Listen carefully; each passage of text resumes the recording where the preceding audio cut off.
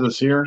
I've been at this business myself for about 40 or 50 years, so I've seen a lot of things, and I think I've maybe been in nearly as long as Bill. But anyway, um, um, move on forward here. Let me see if we do this right. Okay. What do you think about putting everybody's audio on? 10,000 volunteers and sponsors. Okay. The agenda you see before you, is there somebody talking there? Wait a minute. You better meet them, Bill. Just one question. I just asked them to mute their audios. If everyone would please mute your audio, that'll be great. Thank you. In our office. A little bit about myself. Again, Is somebody talking, Bill? Yeah, just a moment. I'll try to mute them. Go ahead. Okay. For everybody, the agenda is broken into two parts. This is normally a interactive workshop in a single room, but I've modified it a little bit so that we can use it on Zoom. And I'll start with about 10 minutes to talk about the modeling overview plus the startup process that everybody uses for whatever they're selling. It's pretty common. And then once we got that well understood, we're going to do the in-class workshop. Right now, we're planning to use the chat feature for questions. And you'll see points where, and it's located on the slide where you can ask me questions. And we're going to be using McDonald's because it is a success, and we're going to evaluate and examine it to see why it's a success. At the bottom, you see two-way workshop discussion via Zoom chat function. So that's what we're going to use. I'd prefer to do it in class, face-to-face like that, but this is the best we can do on Zoom. Okay. So what are you going to gain? Actually, we're going to find how to evaluate the business potential of your ideas. Everybody's got really ideas, but we really take a hard look and examine them. Some of them pay off, some don't. The second point on here is we're going to focus on the customer's point of view. It really doesn't matter what you want. It only matters what the customer wants and what they'll buy. And what that gets down to is what is your value proposition, which is basically what it is you're offering that people will pay money for. Okay. See here. All right. So this is the basic situation for a business. You start off with your idea, you create the value in your business model, and eventually you filtrate that into your business plan, which is your plan of action to make money. I did it in red because that is the central thing you have to any successful startup, and that is what this lean canvas model focuses on. Can you see questions? Bill, if you see some questions come up, be sure and tune me to it. Thank you. I'll do that. Okay. So what's in the model? It turns out after a long period of time, there are some key business questions that got to be answered for any success. And what the model does, it'll collect this basic information and necessary to go into a full plan, associated revenue projections, and the like. The other thing it's useful for is a diagnostic tool. Anything that you really can't answer quickly, bottom line is a hole in your business model that you need to solve before going ahead.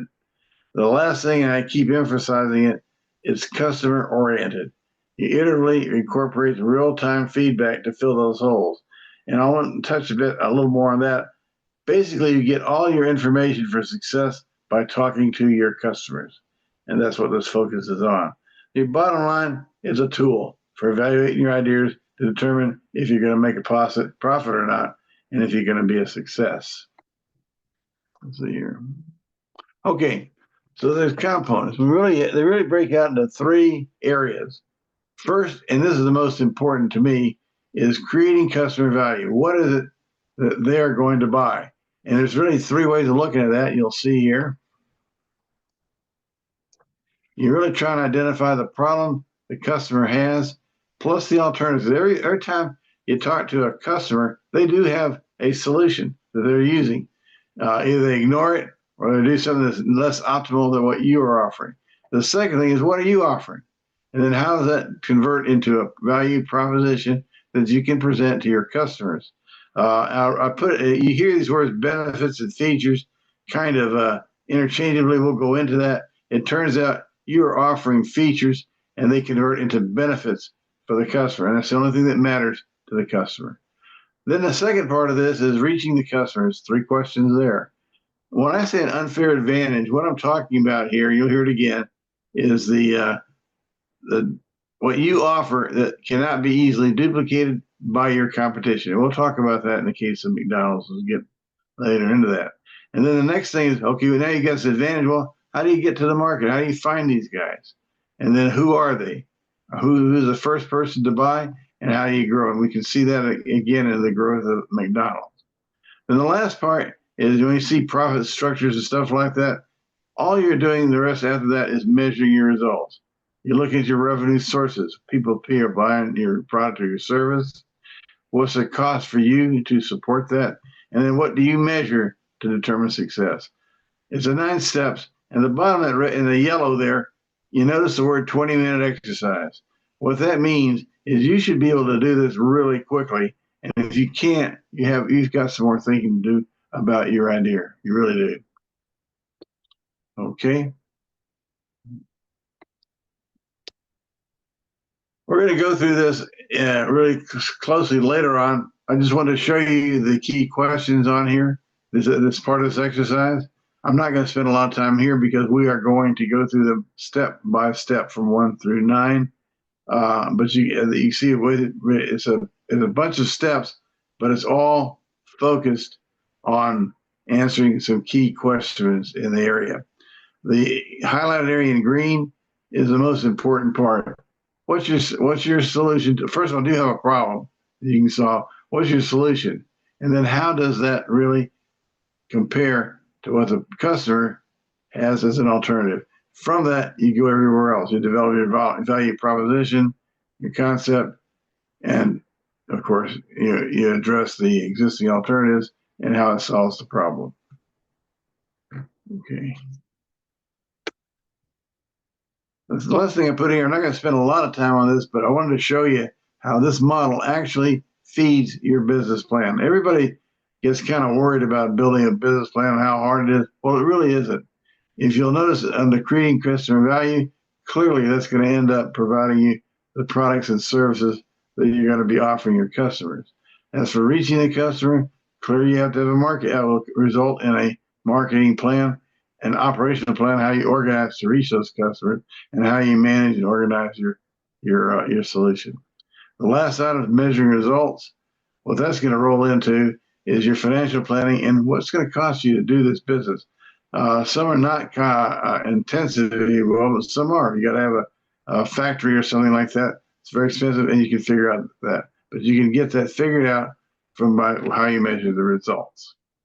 Any questions on that? I'll go ahead and move forward. This workshop, I call it the McDonald's phenomena. And in this chart, it looks kind of complex, but it really breaks down simply. The yellow area on the left is basically the mission statement: quality, service, cleanliness, and value. That's what Ray Kroc started out with in the early 50s, and that's what is consistent to the end of his life, and that's the way they continue to operate. And you'll see that over and over wherever they go. You can also see in that collage of pictures the solution, which is the McDonald's offering, the kind of food they offer, and the fact that it also goes worldwide. You'll find them everywhere. And you see the bottom there, this is the #1 largest restaurant chain by revenue, and some 69 million customers, 100 countries, 40,000 outlets. Noticeably, one of those is not Russia. Since they attacked the Ukrainians, the McDonald's folks have withdrawn from there and have taken their pet back and left them high and dry. I should also mention this 1.7 million employees is they're the #2 employer in the world, right behind Walmart, which is something like over 4 million people that use Walmart. But they are a very large company, a lot of customers, and they're a tremendous addition to the local area. Okay. So by the way, this presentation is going to be sent out to you. In the back is a couple of pages, which is a backgrounder on McDonald's that expands on this, and you can see for yourself. But they've done a phenomenal job starting in the early 50s until now. It's it's huge. I guess one other thing I tell you, I remember when they came to my town when I was a kid in East Point, Georgia. They immediately took over everything. Everybody used to go there to eat. And what I really remember, it's stuck in my mind, is you go up to get a decent Big Mac, a Coke, and some fries, and I give them $1 and I get change. Yeah, that's really value. That's not that good anymore, but it's still not bad. And that is the key to their success. Okay, so here's that model again, highlighted. And the methodology, we're going to go through that step by step for McDonald's, and then we're going to evaluate answers to it. And at the end, we're going to say, what is all of this here? How does this boil down to the secret to McDonald's success? And we'll touch on that at the end here. Okay, let's move forward. Mentioned first, the step is problems and alternatives.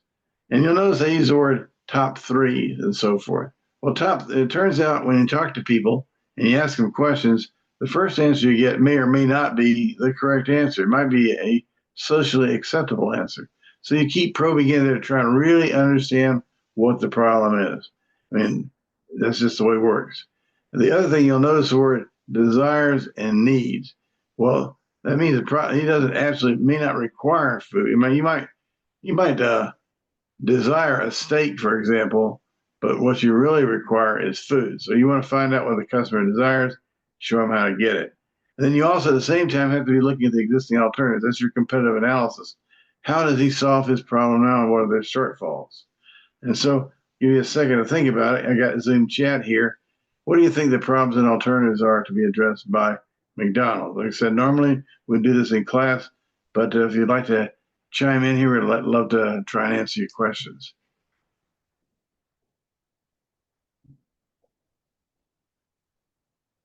Okay. So here are those problems and alternatives. In reality, it's the same thing that there's a mission statement from Ray Kroc. It says that high quality food, quickly, competitive price, and that's what McDonald's has done and stayed. The second thing is existing alternatives. Well, at the time they came out in the early 50s, well, you go to a convenience store, a restaurant, or whatever, and the imitators came later because actually McDonald's was pretty close to first to market. But that's what the alternatives were, and that's what you have to compare it against. Okay, now,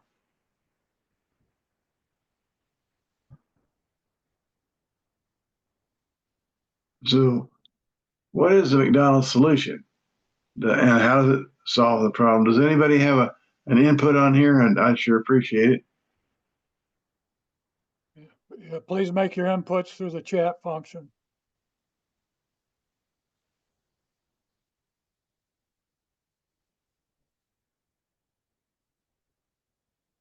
Okay, so let's see what their solution is.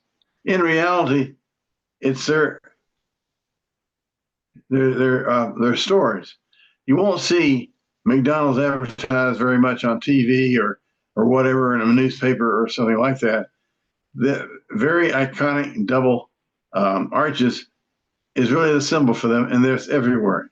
You see that, you immediately know what you're going to get, and that's where you go. It's all set up for a quick feed, and it has all the right. It's very clean. It's a very good place. So that's what they have, and that is their solution. It's a lot more efficient than a lot of the competitors they have. You can just drive in and get something. And back in the early 50s, that was a big deal. It was a very kind of a new concept to do. And that's how they went into it, and that was the solution.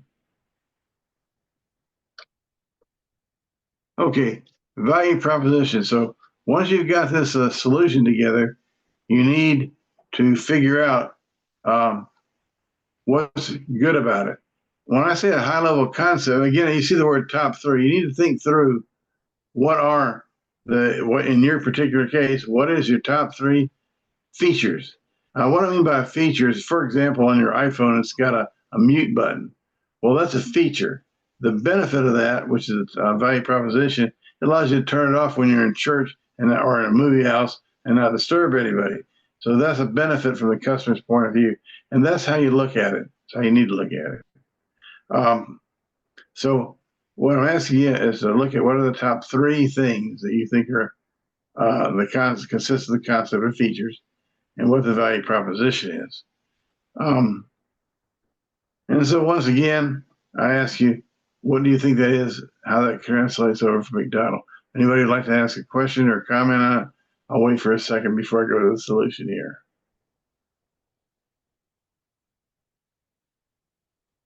Okay. Well, it's really pretty simple.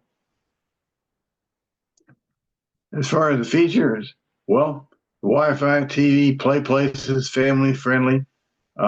It's a limited but high quality fast food menu. It's consistent. And I mentioned drive-throughs. It turns out they kind of pioneered this. Something like 70% of their business overall comes through drive-throughs. I'd like to make another comment about play places. I did a little field work myself at the McDonald's down here in the middle of town. I went to kind of a high end, it's got a very nice play area. And there's a bunch of kids in there and their parents. And so I asked them, how important was that to you? What the answer I got was that's the reason they were there instead of the Whopper or anywhere else. Their kids told them that's where they wanted to be. So that's where they went, and McDonald's benefits from about. So it's very family friendly. You can turn your Wi-Fi on. There's TVs in there, and the play places I've already mentioned to you. So benefits, well, worldwide, consistent high quality food and beverages, the quick service, no surprises. And you notice the word tuned to local tastes. If you go down to the southwest part of the United States, you'll find some jalapeno stuff options there. You'll also find, say, in Indonesia, McDonald's offerings that include things like noodles and such like that.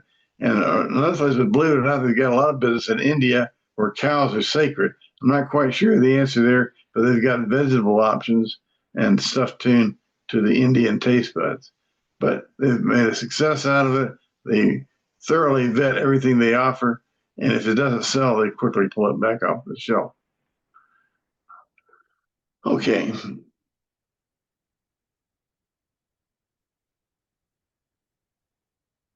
that working? There we go. So what's their unfair advantage? This is what makes you different, unique, and it's not easily copied. And so if you have a thought for that, I'd appreciate it. I'd be glad to talk to you about it. Don't see anything on there. Okay, in the case of McDonald's, you can see they've had this established brand for over years. They were basically first to market, and that is a big deal in a new business area. And you see it all follows the dictates of Ray Kroc, consistent taste and quality, food and beverages. And they tune the food to local tastes, I explained. And the last item on there, they have vertical supply and logistics integration. They own a lot of the land under their stores, and it allows them to gain economies of scale and keep their prices down as compared to their competitors. Okay, let's talk about customer segmentation. Here, you are worrying about who the early adapters are, who will buy your stuff first, and whether they need money and so forth, the risk takers and so on. And once you've got that settled, you can worry about different customer groups and what differentiates them. So in the case of McDonald's, let me go ahead and go into that for you. It's pretty simple. For early adapters, guys like me when I was in high school, on-the-go students, working folks, and professionals. You go into any McDonald's, and that's what you'll generally see. The segments as they grew, well, if you're Western European demographics, that's a plus. You eat similar things and they like it. And as you grow into international, you adapt to other cultures only as required, and that's how you segment their segments. And you do keep that separate because each of those generates money. Okay.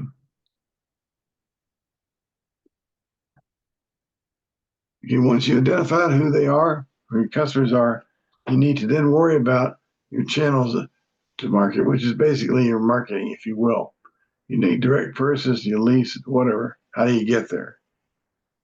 In the case of McDonald's, basically it boils down to these independent little shops. However, they do have partners, retail stores, and you can go into I don't know, a large grocery store, and you might find a McDonald's in there. But you need to remember, I use the word partner retailers. Typically, those are not really, they use the McDonald's foods, recipes, and logos, but the employees are really employees of the group that is working with McDonald's, and they train them. But the vast majority are a combination of either corporate owned stores or franchisee. And the greater proportion is franchisees at this point.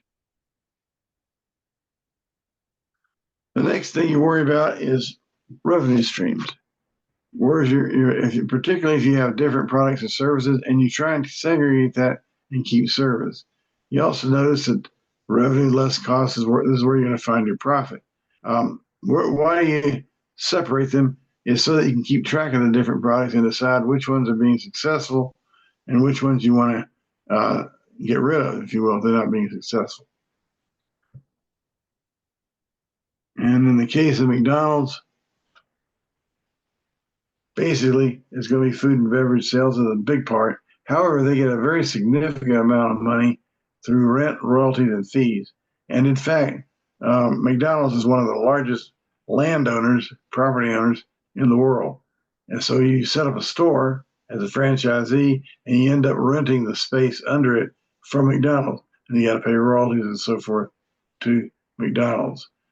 And that's where they get their money. The eighth item, of course, once you figure out the revenues, you got to worry about the various direct and variable cost components so you can figure out what your profit is and align it with each of the revenue streams so you'll know what's giving you money and which ones you're losing money on. And so, again, what do you think is you need to worry about what is the McDonald's cost structures? Oh, I should mention also fixed things and variable. Variable costs are a function. If you sell 100 hamburgers or 1,000 hamburgers, you of course get more cost. But the cost of rent for your store or whatever is going to be the same. So that's a fixed cost. And that's how you differentiate it. And the cost structures for McDonald's, it's pretty simple for McDonald's as it is for many companies. Your labor, overhead, logistics, those are all fixed costs. Your marketing, advertising, sponsorship, PR, and so forth, again, they're all fixed costs. And of course, your direct costs vary by volume. It's things like food, beverage, and also real estate. Since you have more stores, you get more money. The ninth thing is what do you measure to define profit? It's really simple.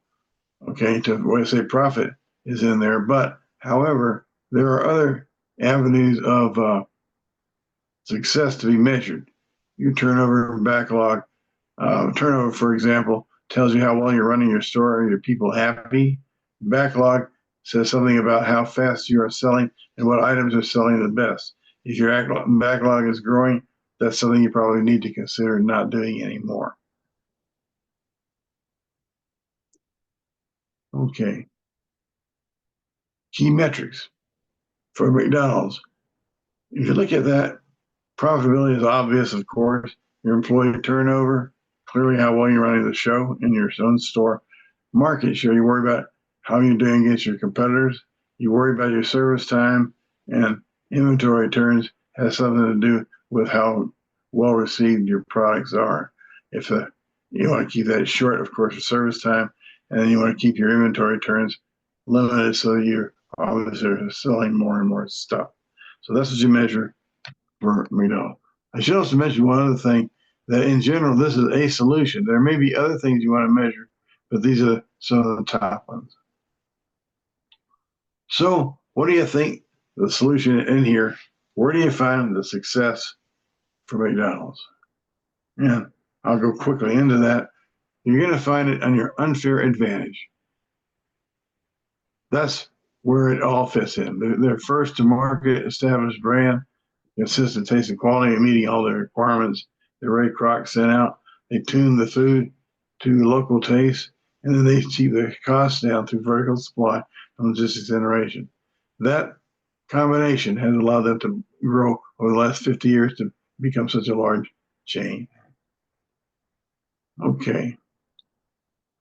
Otherwise, you can come back and see us. I won't spend a lot of time on here, but you can reach us at Fort Wayne at this number. And of course, we have an email that people can use. And I'll emphasize something that Bill said. It's free, confidential, and effective.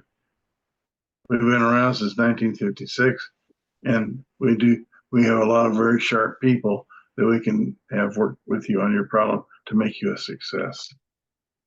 The key to this is that it's not that we use McDonald's just as an example to go through the process of evaluating your own product or your own idea. So the questions at each of those 9 blocks, if you apply that to whatever you're evaluating, that would be key to whether you're successful or not. And I'll just chime in to agree with Bill. This was only an example to show you how the model is used. What you need to do is look at your own service you're planning to offer or your product, and then take it through the process, answering those questions the same way, and you can then make an informed idea as to whether you're going to succeed or not. I'd like to summarize it here for entrepreneur, anyone who's trying to be an entrepreneur. Commitment is the key. See Michael Jordan there. He didn't even make his high school basketball team until he was a junior, but he worked on it. Passion to succeed. You don't quit. And you think independently. And the last one is what I've kind of learned, because when I first started, I thought I was giving good ideas and ways to things, and I was really shocked. My person I was working with did something different. And then I finally realized that real entrepreneurs, it's their money, it's their vision. They'll listen to a lot of people, then they'll make the best decision for themselves and move forward. And I believe that is absolutely key. And I call that independent thinking. And if I have to tell you what to do, you're not going to make it. It's that simple. Any questions on this? Please fire away.